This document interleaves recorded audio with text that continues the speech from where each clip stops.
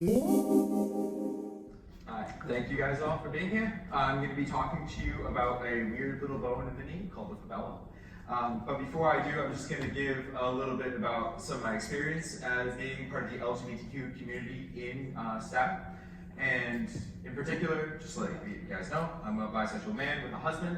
For me, it's important to be out, not only for my own personal identity and in terms of being a role model for those in my personal life, but also in the professional community.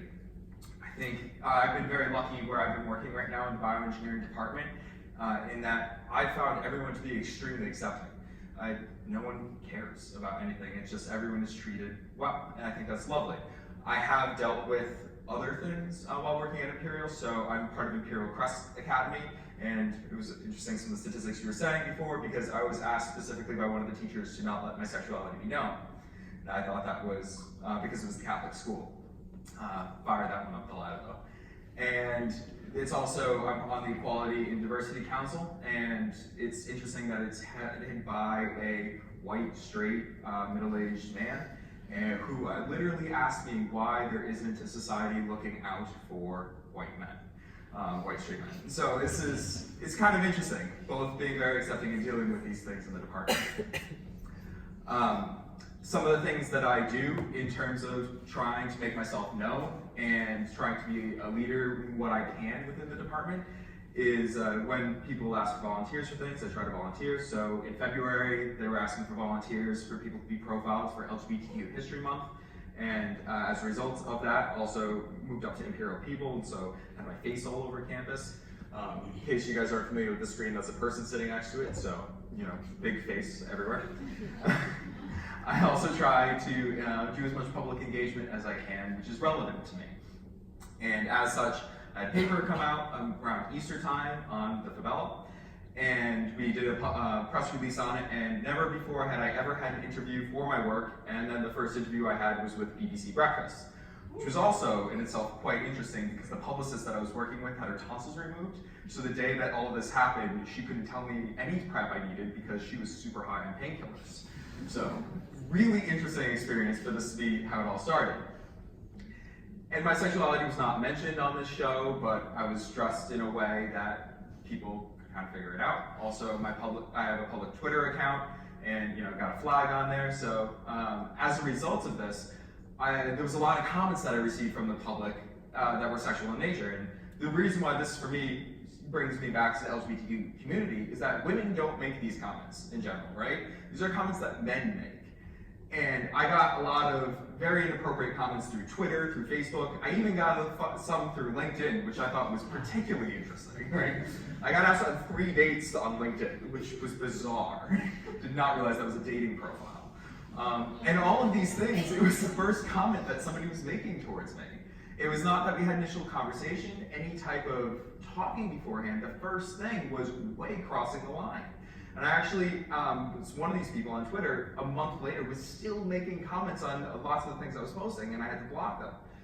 And so I don't quite know how to deal with this yet, but I took screenshots of all his comments and saved it for, just in case I need to file anything for sexual harassment against this.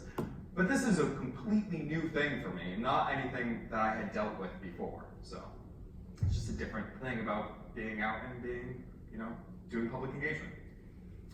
So getting onto the science side of things, I'm going to talk to you guys about this paper, right?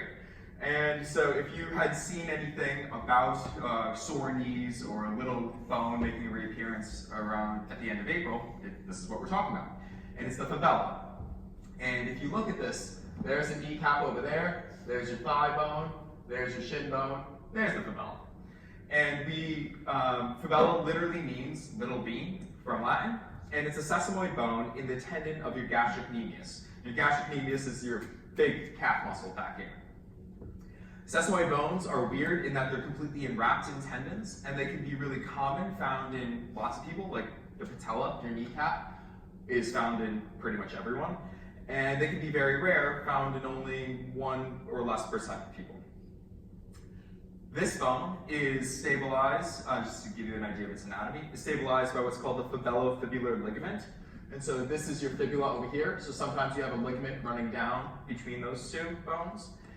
And there's also sometimes a groove in the back of your femur, which is this bone up here, which serves to keep the bone from moving around a lot. Evolutionarily, it's a really interesting bone because it's in all quadrupedal mammals pretty much. And that's because it's acting like a kneecap. Kneecaps actually increase the mechanical advantage of your muscles. So that means for every Newton of force your muscle puts in, you get more than 1 Newton of force out. And because of the position of the fabella in quadrupedal mammals, it's doing that as well. What it's doing in humans, we don't actually know because no one's actually looked into its function before. We know that it can do some weird things like redirecting the muscle forces of the gastrocnemius. So normally the gastric would cross your knee joint, but with this ligament that's over there, it's actually causing some of the forces to not cross the knee joint. And sometimes there's actually new muscles that form around there. It's associated with a bunch of medical issues, the most common being osteoarthritis. So if you have osteoarthritis in your knee, you're actually twice as likely to have a fabella as if you don't. And we don't know if the fabella is doing something to cause osteoarthritis to occur, or if they're both symptoms of something else, like a genetic predisposition. And it can also cause pain on its own by dislocating, fracturing. There's actually something called fabella syndrome, which is when it just has generalized discomfort, and people generally remove it at that point in time. And if you have your knee replaced, total knee arthroplasty, it can actually be problematic as well because that groove that was in the back of your femur is no longer in the replacement knee, and so now it's not stable. So for this study, we were looking at the prevalence rate, so how common it was in a Korean sample. And the reason why this happened is because I was doing a different project, looking through Korean CT scans and kept on finding this bone and was like, why is this here? Luckily, my advisors used to study knees, so he was go for it when I asked him if I could do a prevalence rate study. So we had 212 knees from 106 individuals, roughly same-sex sample. And we also had the sex, height, and age of these individuals. So we're like, yeah, let's see if fabella prevalence is correlated to any of these factors. When we were doing a literature review to compare our results to literature, we found that the prevalence rate in humans varies quite a lot, from 3 to 87%. And it tends to be less common in people of African and European origin, and more common in people of Asian and Australian origin. And another weird thing that we noticed is the fabella seemed to be higher prevalence rates more recently, and lower prevalence rates from a farther time ago. By a farther time ago, I mean like from the late 1800s, early 1900s.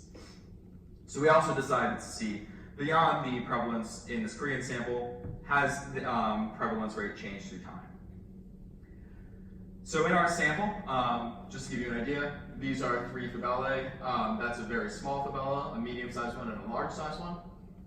And it does sometimes cause grooves to form in the back of the femur, so you can see that little ditch over there, that's the fabella actually digging into the bone.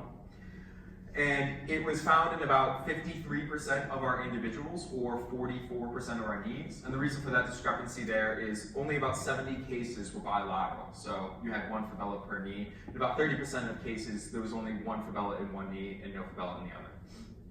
And there was no correlation with sex, height, or age in our sample. When we looked through time, each one of these dots is a different study, which looked at prevalence rate. And we found, when we did our systematic review, we found 66 studies from 1875 to 2018. And we found that, yes, in fact, the fabella is quite a bit more common today than it used to be. As a matter of fact, it's about on average, 3.5 times more common today than it was 100 years ago. And so we wanted to first look at genetics. Possibly, since it's more common in Asians and less common in Europeans, maybe there were more European studies done 100 years ago and more Asian studies done today. So there were 4 countries for which they had studies both before and after 1960. And it was China, Japan, Korea, and US. US, of course, is just this genetic mix of everything. And for both China and Korea, there was 1 study before and 1 study after. And the more recent study had a higher prevalence rate. And for Japan, there was a whole slew of studies done, all these diamonds over there, and there was a positive correlation. And even in the US, there was a positive correlation. And Japan, part of the reason why there's so many studies is because it's actually really common in people of Japanese descent. It reaches up to 90% prevalence in those populations. So then also we decided to look at what else could be causing this increase. So we thought about maybe hormones or epigenetics, and then we also thought that it might be a mechanical cause. So to test whether or not it was some type of hormonal or epigenetic cause, we thought, okay, if it's something, if it's hormones or epigenetics, then it should be a systemic response. So there should be other sesamoid bones in the body that are more common now than they used to be. So luckily for us, there were 2 systematic reviews done on sesamoid bones in the hands and the foot within the past 5 years. So we took their data, and what we found is that even though there looks like there's a decrease in prevalence rate in some of these sesamoid bones, there was no correlation between sesamoid bone prevalence and time in any of these 10 sesamoid bones. So at that point in time, we tossed out the hormonal and epigenetic reasoning, and all we were left with was the mechanical. So we started thinking about that. And the working hypothesis we have now is that there's very few things that affect all countries around the world. And that has changed in the past 100 years in the same way in all countries around the world. But one of the things that has changed is that people are, on average, better nourished now than they once were. This is not saying that there aren't malnourished people today, there's just less malnourished people. As a result of this, people are, on average, taller and they weigh more. This means that they have bigger muscles, so they have bigger gastrocnemius muscles, which are pulling on their tendons more. And they also have longer tibia or shin bones. And this is causing more of a moment to occur around the knee. So putting these 2 together, that means there's more mechanical forces going around the knee and more mechanical forces in the tendon of the gastrocnemius in particular. And because of that, this is why we think that the fabella is more common today than it was 100 years ago, while all other sesamoid bones are just as common as they once were.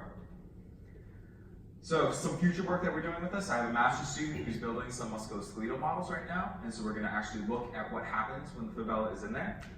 We have a meta-analysis that's in review to see how prevalence rates change with sex, age, and ethnicity, and to see if bilateral, unilateral cases are more common, and among unilateral, is it more in the right or the left knee? And the reason for this is because this helps us get at the genetic or the environmental underpinnings of the prevalence rate.